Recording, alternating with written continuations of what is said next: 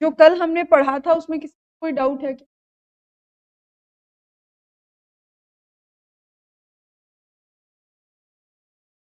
तो last class में हमने बिजनेस एंटरप्राइजेस के बारे में बात की और मैंने आपको बोला कि दो तरीके के बिजनेस एंटरप्राइजेस हो सकते हैं, कॉर्पोरेट टाइप ऑफ और नॉन कॉर्पोरेट टाइप ऑफ।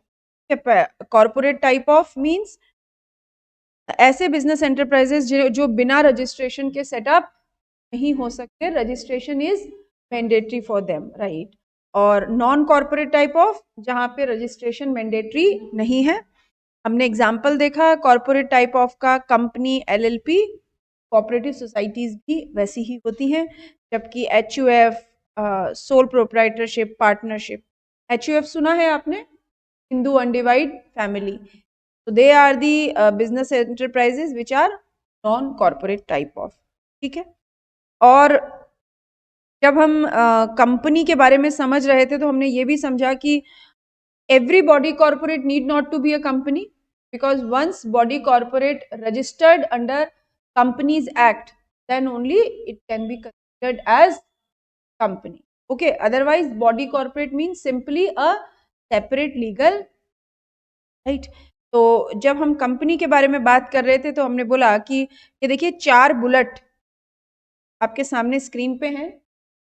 और फर्स्ट जो हमने डेफिनेशन की बात की थी, a company means a company is incorporated under this act और any previous law, right.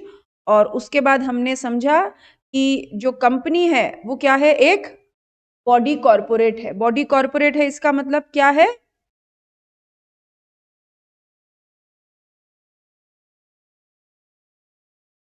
Separate legal entity, because the person comprising it made into one body by incorporating according to law, right।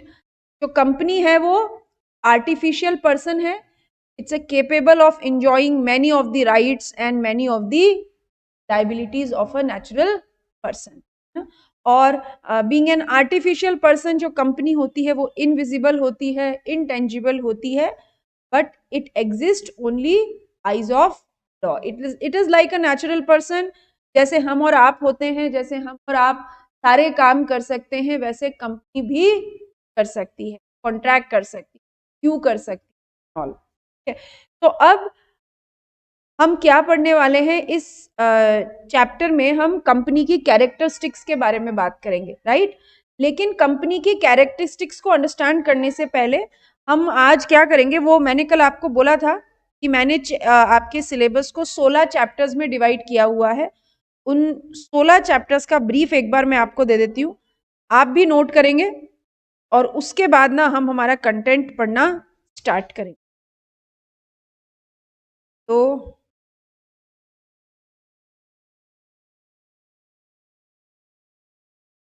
16 chapters की बात करूं तो इन्हें 4 हिस्सों में मैंने part किया है, part A, part B, part C और पार्ट 16 चैप्टर्स को 4 पार्ट्स में डिवाइड किया है।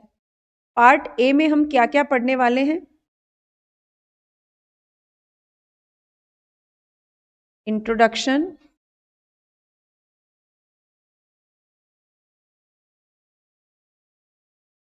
Types of company,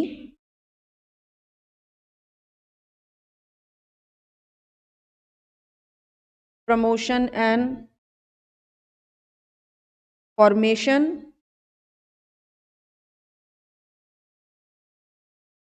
MOA and AOA, और कॉन्ट्रैक्ट्स एंड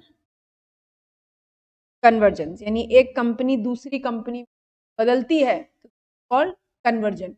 तो पार्ट ए में हम ये 5 चैप्टर्स कवर करेंगे। Introduction, types of companies,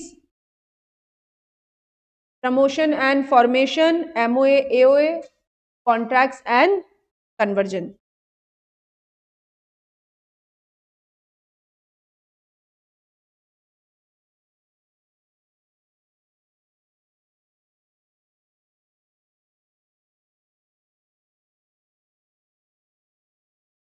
part B में हम कवर करेंगे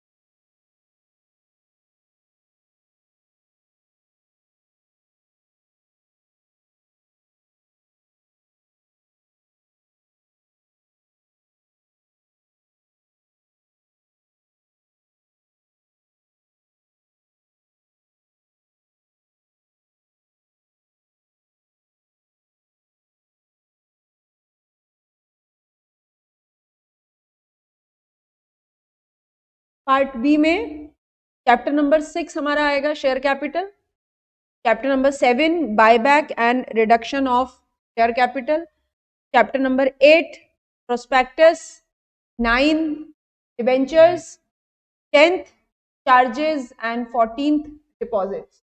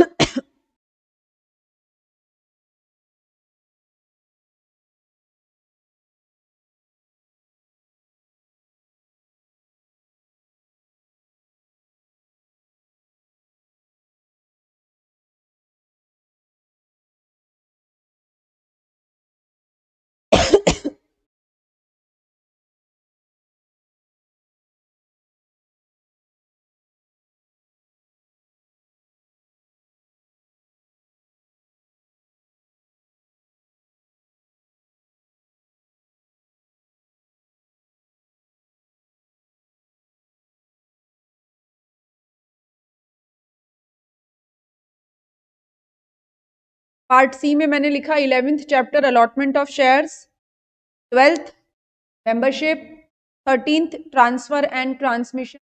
चैप्टर नंबर 14 को मैंने पार्ट बी में कवर कर लिया था, and 15th and 16th are meetings and directors. This is a bifurcation of all the chapters. This is a CMA Inter company, CMA inter का कंपनी लॉ का content है। 16 chapters में हमने divide किया। जैसा कि कल मैंने आपको क्लास में बताया था कि सबसे पहले हम 9 चैप्टर्स कवर करेंगे, जो कि आपके पेपर का 95% मार्क्स कवरेज देते हैं एज पर दी ट्रेंड, मतलब अभी तक जो पेपर्स आए हुए हैं उसके हिसाब से। तो वो कौन कौन से चैप्टर्स होंगे? पार्ट ए के 5 चैप्टर, पार्ट बी के 2 चैप्टर एंड पार्ट डी के 2 चैप्टर। यानी वो कौन से?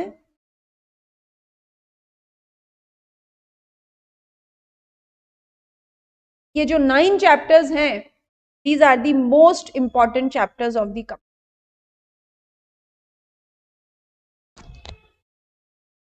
और हमारा पढ़ने का सीक्वेंस भी यही रहेगा। We'll cover first these 9 chapters in the sequence, means in priority, and after that rest of the chapters would be right। जब ये नोट कर लेंगे तो मुझे बताएंगे। कर लिया सबने? ओके। जो लोग ऑनलाइन हैं, अनीशा, डन मैम। अनुराग, भाविका, भावना, दनिश, दीपांशु, देवशी, गौरांगी, ओके राइट।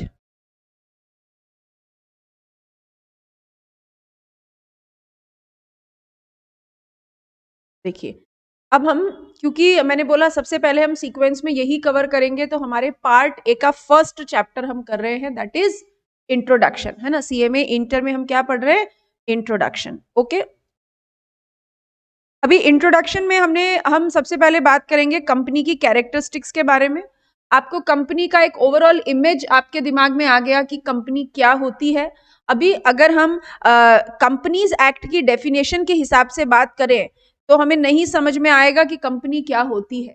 इसीलिए कंपनी की अंडरस्टैंडिंग के लिए हम वन बाय वन डिटेल में कहाँ जाएंगे, उसकी कैरेक्टरिस्टिक्स पे जाएंगे। ठीक है, उसकी कैरेक्टरिस्टिक्स को डिफाइन करेंगे तो कंपनी अपने आप डिफाइन हो जाएगी।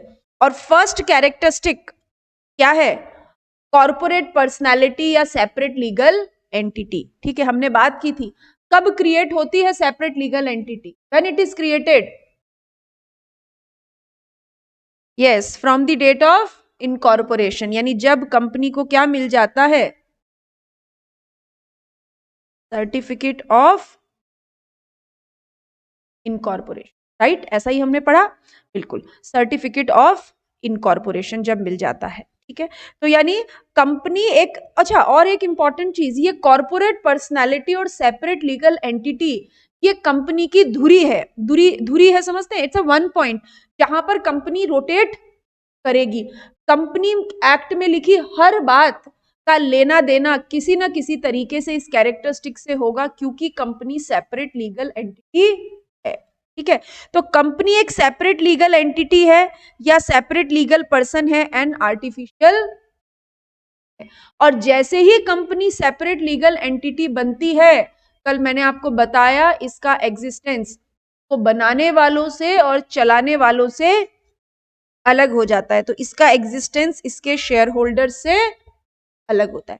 इंपॉर्टेंट चीज, कंपनी एग्जिस्टेंस में आती है only when it is registered under this act. This act का मतलब companies act, on the date of registration. तो जिस दिन कंपनी रजिस्टर हुई उस दिन कंपनी क्या बन गई, बॉडी कॉर्पोरेट। बॉडी कॉर्पोरेट बन गई, इसका मतलब कंपनी को क्या मिल गई, एक लीगल पर्सनालिटी, एक लीगल पर्सनालिटी। अगली बात, ये शब्द सुना है आपने, लिमिटेड लाइबिलिटी, सुना है लिमिटेड लाइबिलिटी।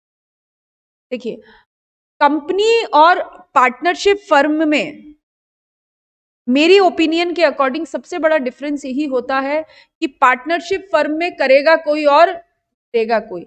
एक पार्टनर के द्वारा किए गए नुकसान को दूसरे पार्टनर्स बेयर करते हैं, या पार्टनरशिप फर्म में जो भी प्रॉफिट हो रहा है या पार्टनरशिप फर्म में जो भी लॉस हो रहा है उसको क्या होता है, सारे पार्टनर्स आपस में मिलके बेयर करते हैं। लेकिन कंपनी के केस में ऐसा नहीं होता। कंपनी में आपकी लाइबिलिटी कहां तक लिमिटेड है, हाँ, up to the unpaid amount, जितना पैसा आपने देने के लिए अग्री किया है, जितना पैसा आपने जितने रुपए का आपने शेयर। तो लिमिटेड लाइबिलिटी के कंसेप्ट की अगर हम बात करें तो मैं कंपनी को दो तरीके से डिवाइड करती हूं। एक होता है मेरा कंपनी लिमिटेड बाय शेयर्स, यानी ऐसी कंपनी जिसमें पैसा कहां से जुटाया जाता है, शेयर कैपिटल से। कंपनी शेयर इशू करेगी, हमारे और आपके जैसे लोग शेयर खरीदेंगे और कंपनी को पैसा देंगे। तो जो लोग कंपनी में शेयर खरीदते हैं उन्हें क्या कहा जाता है, शेयर होल्डर्स। जो लोग शेयर हेल्ड करते हैं उन्हें क्या कहा जाता है, शेयर होल्डर। यानी लिमिटेड लाइबिलिटी वाली कंपनी में किसकी लाइबिलिटी लिमिटेड होती है, देखिए, लेकिन यहां तो कुछ और लिखा है, लाइबिलिटी किसकी लिमिटेड है, मेंबर्स की। Liability of members is limited. यानी अब सवाल ये आया कि हम और आप तो सोचते हैं शेयर होल्डर्स की लाइबिलिटी लिमिटेड होती है, लेकिन यहां तो लिखा है मेंबर्स की लाइबिलिटी लिमिटेड। तो what is difference share holders versus members, क्या फर्क होता है दोनों में, शेयर होल्डर्स और मेंबर्स में, या कोई फर्क नहीं होता है, सेम होते हैं, अलग होता है, जस्ट अलग होते हैं, क्या फर्क होता है।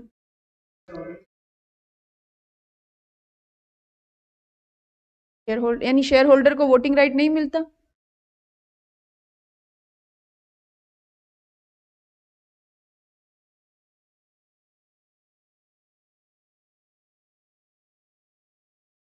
मैंने ऐसा कुछ नहीं, मैंने कहा मैंने कहा था कि शेयर होल्डर्स को वोटिंग राइट मिलता है, कि आपको वोटिंग राइट मिलता है, बट प्रैक्टिकली आप कंपनी के डिसीजन में वोट करने नहीं जाते हो, लेकिन वोटिंग राइट मिलता है। ठीक है, एनीवन एल्स? और इसके अलावा क्या? ओके, यश कहते हैं मेंबर्स आर बीओडी। रिद्धि कहती है all members are not shareholders. Anisha, member is a person who subscribe the MOA. Okay okay, और व्हाट एल्स? इसके अलावा कोई और वर्जन किसी का? शेयर होल्डर और मेंबर में क्या फर्क होगा? देखिए, शेयर होल्डर और मेंबर में क्या फर्क होता है? केवल इतना कि share holder whose name entered in register of members are called, वो शेयर होल्डर्स जिनका नाम रजिस्टर ऑफ मेंबर में लिख लिया जाता है वो क्या कहलाते हैं? मेंबर्स। यानी जैसे ही आप कंपनी के शेयर खरीदते हो आप शेयर होल्डर बन जाते हो। शेयर होल्डर मतलब आपने पैसा कंट्रीब्यूट किया ना, आपने पैसा देके कंपनी के शेयर खरीदे। लेकिन कंपनी हमारे आपके जैसे इंटेलिजेंट नहीं होती ना, कंपनी तो आर्टिफिशियल पर्सन है, उसका हमारे आपके जैसा दिमाग नहीं होता।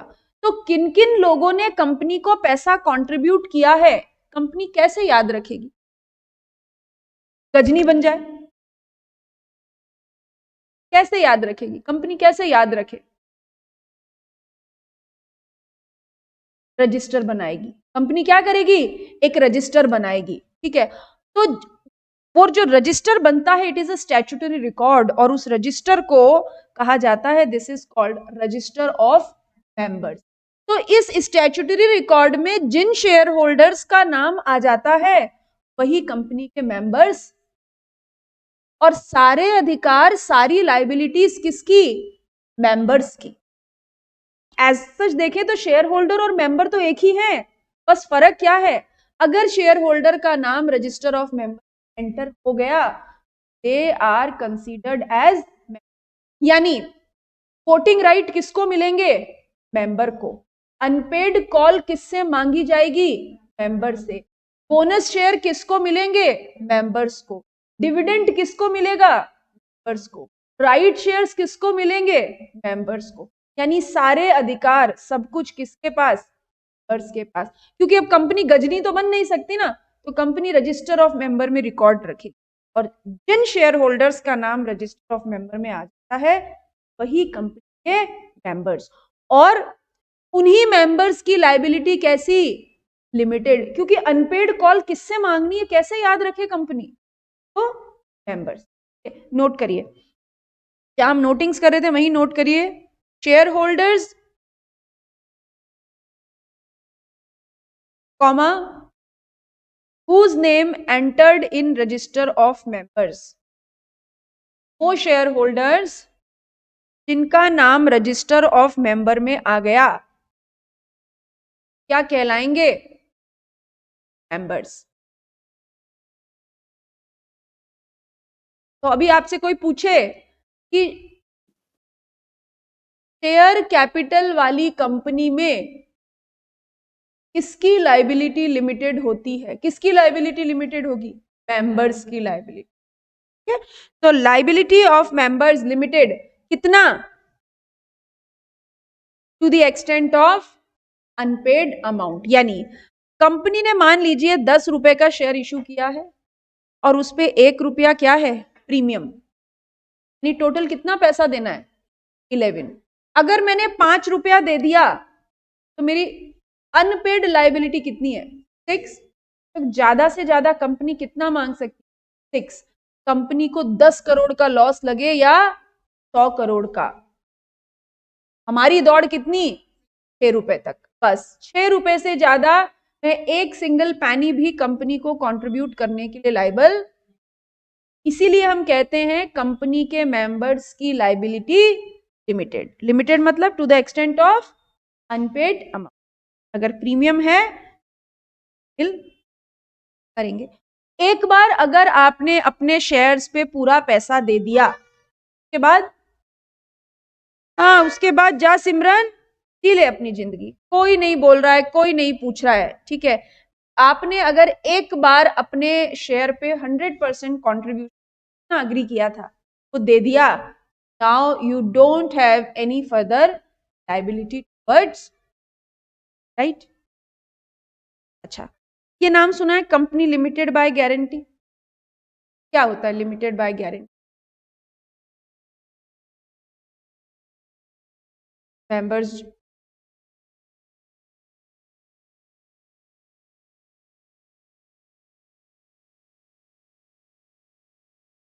तो गारंटी वाली कंपनी में जो मेंबर्स होते हैं वो गारंटी देते हैं, भाई हम 1 लाख रुपया पे करेंगे, और उन लोगों से कितना पैसा कंपनी मैक्सिमम मांग सकती है, गारंटी गिवन। अब जैसे शेयर होल्डर वाली कंपनी में शेयर होल्डर्स होते हैं, गारंटी वाली कंपनी में कौन होगा? शेयर होल्डर्स कंट्रीब्यूट करते हैं, यहाँ पे कंट्रीब्यूशन कौन कर रहा है? गारंटी देने वाले लोग। इनको क्या कहें?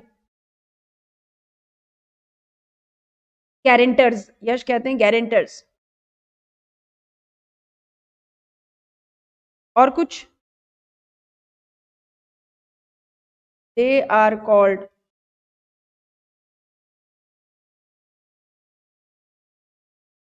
Interest holders. इंटरेस्ट होल्डर्स मतलब वो लोन और इंटरेस्ट वाला इंटरेस्ट नहीं, हित इंटरेस्ट, इंटरेस्ट होल्डर्स। यानी गारंटी वाली, जैसे शेयर कैपिटल वाली कंपनी में आप शेयर होल्ड करते हो, गारंटी वाली कंपनी में आप इंटरेस्ट होल्ड करते हो।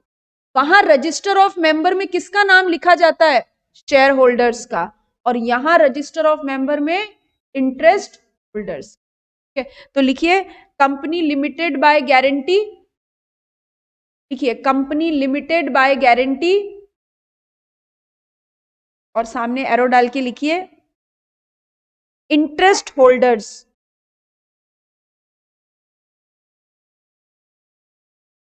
तो कंपनी लिमिटेड बाय गारंटी है, कौन होते हैं?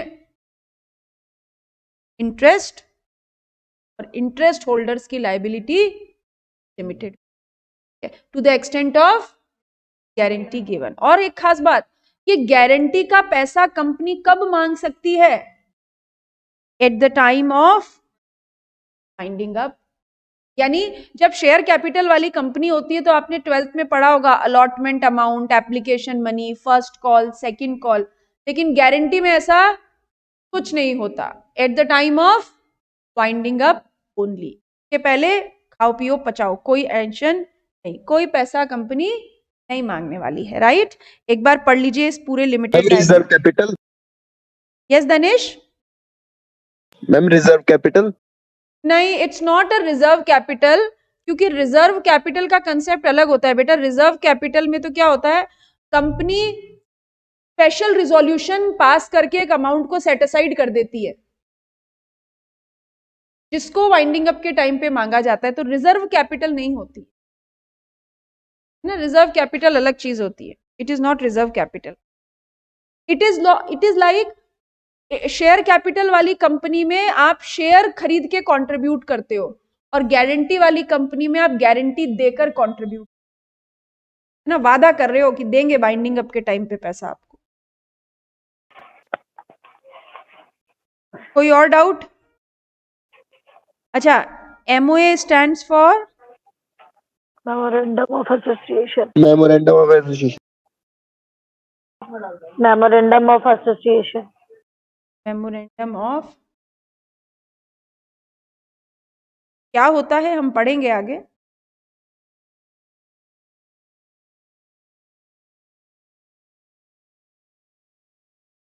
यश, जैसे ही आप शेयर खरीदते हो, यश ने पूछा कि प्लीज चैट नहीं टाइप किया कीजिए, मैंने आपको 2-3 बार रिक्वेस्ट किया। आप बोल के पूछिए यश, क्या पूछना चाहते हैं आप, बोलिए। मैम जो नॉर्मल शेयर होल्डर्स होते हैं वो आरओएम में कैसे रजिस्टर कर सकते हैं? जैसे ही आप कंपनी के शेयर खरीदते हो, आपने एक वर्ड सुना होगा शेयर सर्टिफिकेट। कंपनी आपको शेयर सर्टिफिकेट देती है, सुना है ऐसा? Yes ma'am. वो आपकी ओनरशिप का प्रूफ होता है, प्राइमा फेसी एविडेंस होता है कि आप शेयर्स के ओनर हो, राइट? तो जैसे ही आप किसी कंपनी के शेयर खरीदते हो और आपको शेयर सर्टिफिकेट मिलता है, कंपनी की ड्यूटी है आपका नाम रजिस्टर ऑफ मेंबर में एंटर कर ले। Okay ma'am. सिंपल प्रोसीजर है, कोई ऐसा खास नहीं।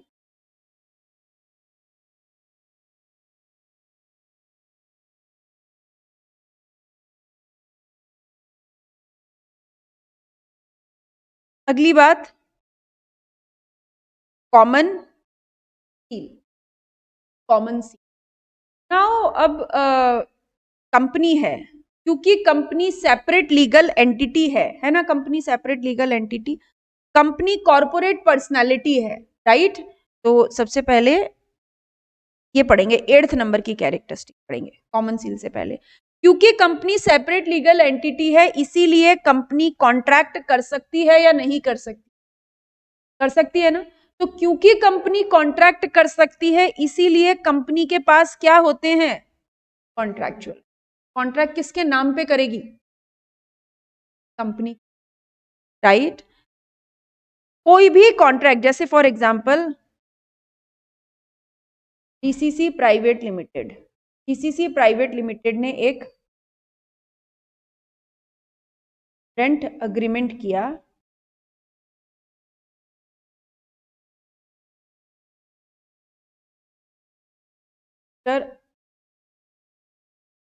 शर्मा से। डीसीसी प्राइवेट लिमिटेड ने एक रेंट एग्रीमेंट किया मिस्टर शर्मा से, और ये जो डीसीसी प्राइवेट लिमिटेड है, ये क्या है? लैंडलॉर्ड, और शर्मा जी हो गए हमारे टेनेंट। उल्टा करते, प्राइवेट लिमिटेड हो गई टेनेंट, शर्मा जी हो गए। अब डीसीसी प्राइवेट लिमिटेड के शेयर होल्डर हैं बबलू, और इनका नाम कंपनी के रजिस्टर ऑफ मेंबर में भी लिखा हुआ है, और कंपनी के 2 डायरेक्टर हैं, डी एन, कंपनी के 2 डायरेक्टर। अभी शर्मा जी का किराया अगर डीसीसी प्राइवेट लिमिटेड ने पे, ठीक है, पहली बात, जब रेंट एग्रीमेंट हुआ होगा तो किसके नाम पे? हु इज किराएदार, हु इज टेनेंट? कंपनी, क्योंकि कंपनी सेपरेट लीगल एंटिटी है, अपने नाम पे कॉन्ट्रैक्ट कर सकती है। अब अगर कंपनी ने किराया नहीं दिया तो शर्मा जी क्या करें?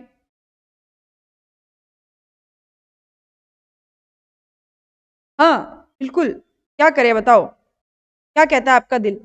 बबलू को बोले कि तुम शेयर होल्डर तो हो ही, कंपनी को पैसे देने, कंपनी मेरे को किराया देगी, तुम तो डायरेक्टली मुझे दे दो।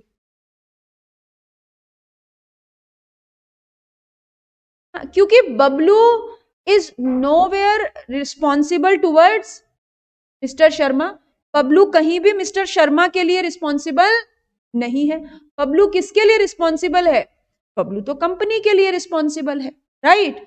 तो फिर इसीलिए बोला जाता है कि कंपनी अपने नाम पे कॉन्ट्रैक्ट करती है, और कंपनी के नाम पे किए गए कॉन्ट्रैक्ट को किसी और से एनफोर्स नहीं करवाया जा सकता, ना तो शेयर होल्डर से, ना डायरेक्टर से। यानी अगर कंपनी ने रेंट पे नहीं किया तो शर्मा जी आप क्या कर सकते हो? Court case. और किसके नाम पे? कंपनी के नाम पे, क्योंकि share holder can not enforce a contract made by his company. और मतलब ना तो शेयर होल्डर कंपनी के द्वारा कॉन्ट्रैक्ट को एनफोर्स करा सकते हैं, ना ही शेयर होल्डर को स्यू किया जा सकता है, क्योंकि कंपनी क्या है? Separate legal entity, separate legal entity, ठीक है? जैसे जब आप पास हो जाते हो और आप गणेश जी के पास लड्डू का भोग लेके जाते हो, तो खाता कौन है? पुजारी जी खाते हैं, ठीक है? लेकिन आप ये कह सकते हो कि पुजारी जी को सारे लड्डू तुमने खा लिए, इसलिए मेरा रिजल्ट थोड़ा गड़बड़ हो गया। भगवान है कंपनी, क्यों कर रही है? कंपनी कर रही है। आपने लड्डू लेके गए तो फिर किसने खाए? कंपनी ने। ऐसा ही आपको तो ये पढ़ लीजिए, 8th नंबर का पॉइंट पढ़िए।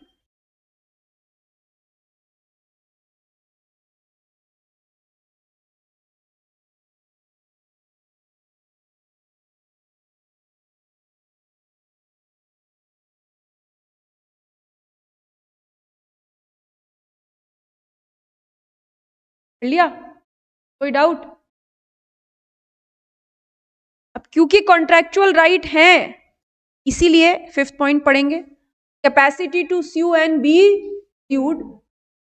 कंपनी शक्तिमान है, कंपनी किसी पे केस कर सकती है और कोई कंपनी पे भी केस कर सकता है। लड़ाई आर पार की है शर्मा जी और डीसीसी के बीच में, कोई भी किसी पे केस कर सकता है, बाकी और किसी का लेना देना, राइट। अब आ जाते हैं इंपॉर्टेंट चीज, and that is common seal. अब देखिए, अभी आपने और हमने समझा कि कंपनी क्या कर सकती है।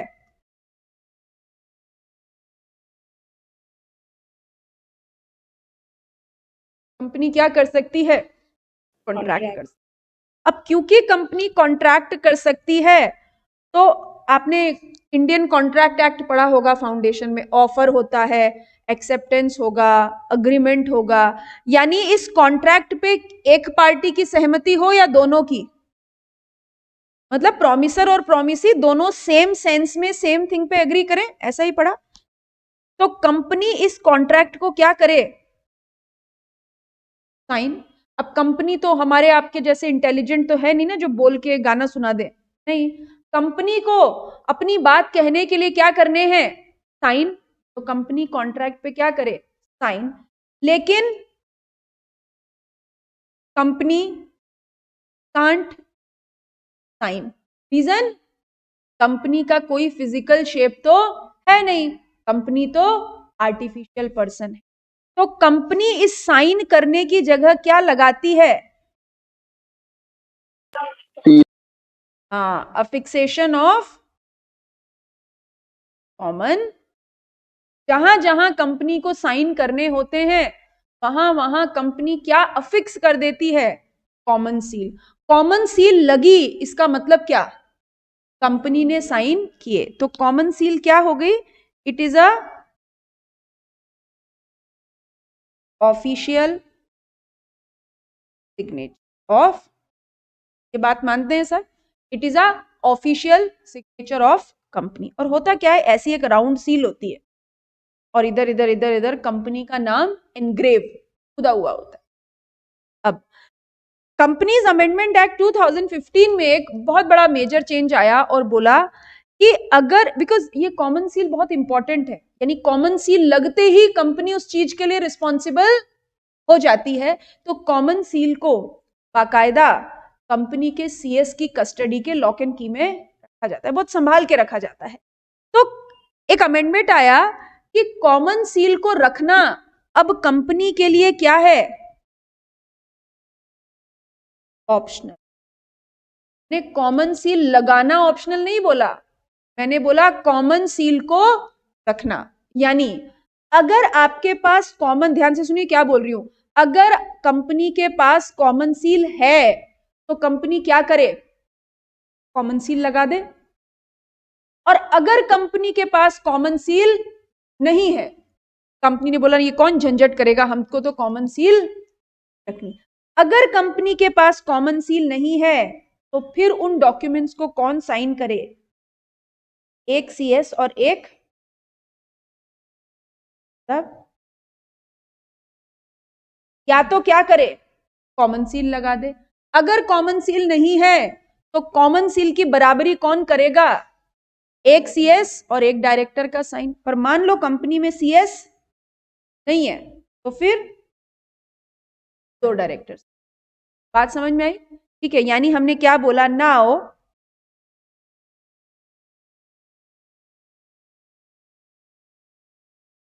Having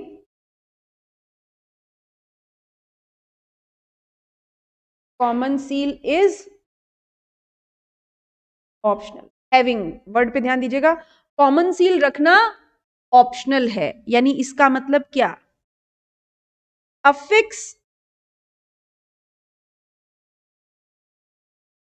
common seal if any, अगर कॉमन सील है तो कॉमन सील लगा दो, और या फिर क्या करो, वन डायरेक्टर या ठीक, आगे बात समझ में, या तो एक सीएस और एक डायरेक्टर साइन कर दे या दो डायरेक्टर साइन कर दे, बस इतनी सी बात, बहुत आसान।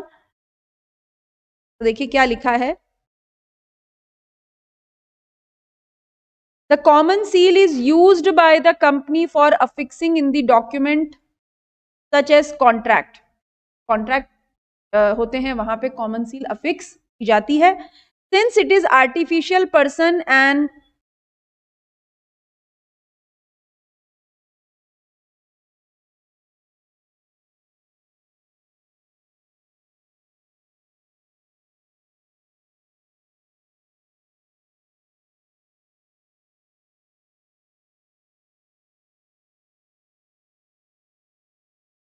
आज जब आप आ रहे थे तो बारिश नहीं थी,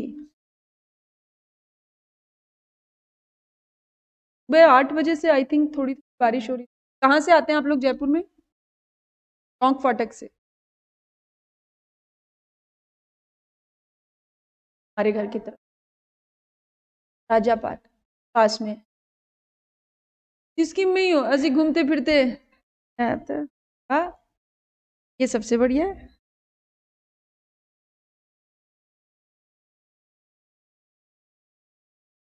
हाँ, हम बात कर रहे थे कि since it is artificial person and can not sign its own document, artificial person है, खुद के डॉक्यूमेंट को साइन नहीं कर सकती। Now the common seal is made at the option of the, रखना है तो रखे, नहीं तो फिर क्या होगा, now the use of the common seal has been made optional, all such document will be required affixing the common seal, जिन जिन डॉक्यूमेंट्स पे कॉमन सील जरूरी थी may now instead be signed by या तो दो डायरेक्टर या फिर one director and one, ठीक, कोई बुराई भी नहीं है, ऐसा हो सकता है ना। तो यहां इस कॉमन सील वाले पॉइंट में कोई डाउट? अब एक बात बताइए कि क्योंकि कंपनी का हमारे आपके जैसे हैप्पी बर्थडे नहीं आता, जब कंपनी की कोई बर्थ एनिवर्सरी नहीं होती तो क्या कोई डेथ एनिवर्सरी हो सकती है? नहीं। तब डेथ एनिवर्सरी यानी, है ना, कंपनी का सक्सेशन कैसा होता है? परपेचुअल, वो एलआईसी वाला जैसा, जिंदगी के साथ भी और बाद भी, बस चलता रहेगा चलता रहेगा चलता रहेगा। कंपनी कब एंड होगी ये तो केवल भगवान जानता है, हम और आप नहीं कह सकते। इसीलिए कहते हैं कि कंपनी का जो सक्सेशन होता है वो कैसा होता है? Perpetual. A company never dies, company कभी मरती, कंपनी तो आर्टिफिशियल पर्सन है, ना कभी पैदा होती है ना कभी मरती है, लेकिन कंपनी को क्रिएट किसने किया था? लॉ ने। तो कंपनी को एंड भी कौन कर सकता है? लॉ। तो बोलते हैं कंपनी का परपेचुअल सक्सेशन होता है, बट कंपनी में एंड, कंपनी का अंत कैसे हो सकता है? या तो वाइंडिंग अप बाय लॉ, कानून के द्वारा कंपनी को समाप्त कर दिया जाए, कंपनी को वाइंड ऑफ कर दिया जाए, और any event as per MOA, ठीक है, या फिर मेमोरेंडम ऑफ एसोसिएशन में लिखी कोई घटना घटित हो जाए, बोले ये वाला प्रोजेक्ट बंद करने के लिए कंपनी खड़ी हुई है, तो प्रोजेक्ट खत्म, कंपनी भी खत्म, ये ऐसा आप भी बना लीजिए, कंपनी में एंड।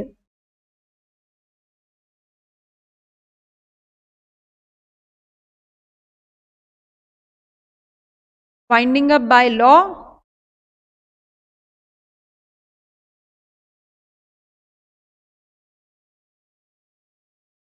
और any event as per MOA।